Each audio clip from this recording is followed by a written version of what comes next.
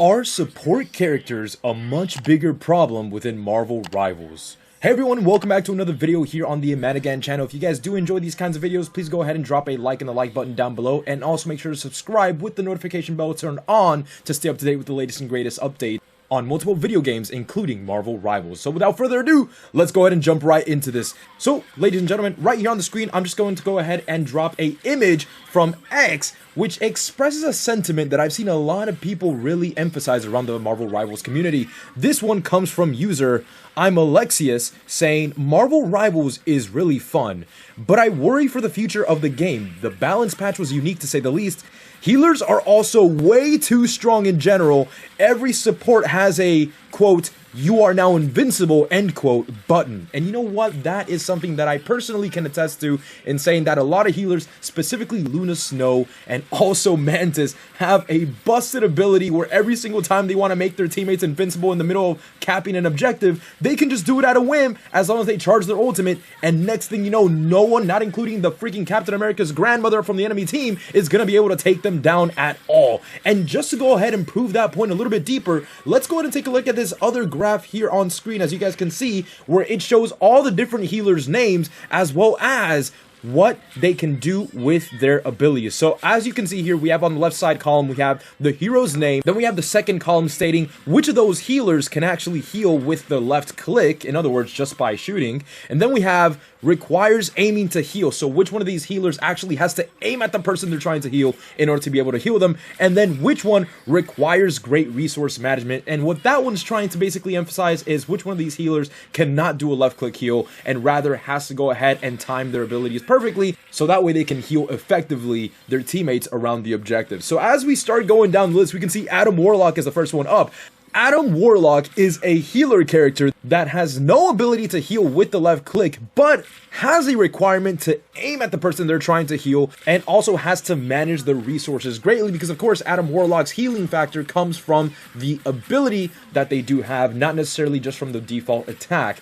Cloak and dagger, no aiming required. The dagger just goes straight to the nearest person that actually needs the heals, and no resource management is required because this is just the natural attack that dagger has. Now, if we go down again, Invisible Woman, one of the newest healers from the season, does actually also heal with the left click while also requiring to aim and does not need resource management. And as you guys can see going down the list, look at all the characters real quick that actually get to heal with the left click.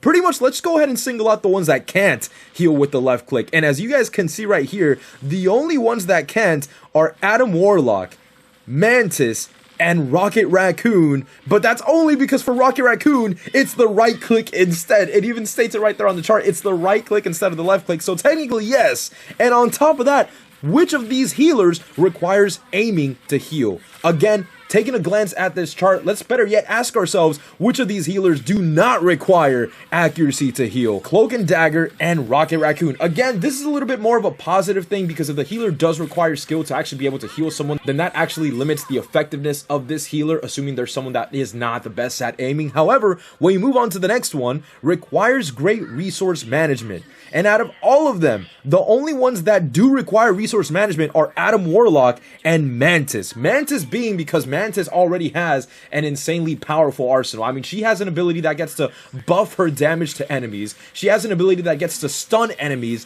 And at the same time, she can buff your teammates while also healing them at the same time. There had to be a nerf somewhere. There had to be a nerf somewhere, and that's how they managed to do it. But I've also seen a lot of people specifically complain about how all these healers, or the grand majority of them at least, get to go ahead and charge their ultimates way too fast. And when it comes to a lot of these healers' ultimates, depending on the game mode you're playing, depending on whether you're playing ranked or not, it can get really annoying when you're trying to go ahead and make a push on an objective to stop the enemy team from actually pushing the payload. But instead, a Luna Snow pops her ultimate, and now suddenly everyone is out there pushing the payload, and there's nothing that you guys can do about it, and it turns into a dance-off battle. No one can take down Luna Snow, except only a select few people who actually know how to use some of the characters around. The point is, it seems a lot of the people on Marvel Rivals are actually complaining because the healers just don't seem to have that much of a readily available weakness. They stay in the back lines, sure, but their effectiveness is insane. And you know what? To that end, let me also go ahead and play devil's advocate real quick here. I'm also going to go ahead and say that if it weren't for the healers in Marvel Rivals, the game would just simply not be as fun as it actually is. The hero fights would be over in literally less than a few moments, and on top of that, there would be no sense of teamwork when pushing an objective, because for the most part in these kinds of games, wherever the healer is wherever the rest of the team tends to be. Typically the healer always goes after the tank, and all the DPSs try to stay around that area as well, so that if they ever need any help, they go ahead and take a few jabs at the enemy team, then jump back out behind the tank so that way they can stay protected while the healer heals them and the tank up as well. So obviously if you remove the healer's effectiveness, at least as good as it is right now, then you also run the risk of everyone just saying screw it, I'd rather rely on health packs, and they just start going forward like glass cannons. All the teamwork just goes straight out the window.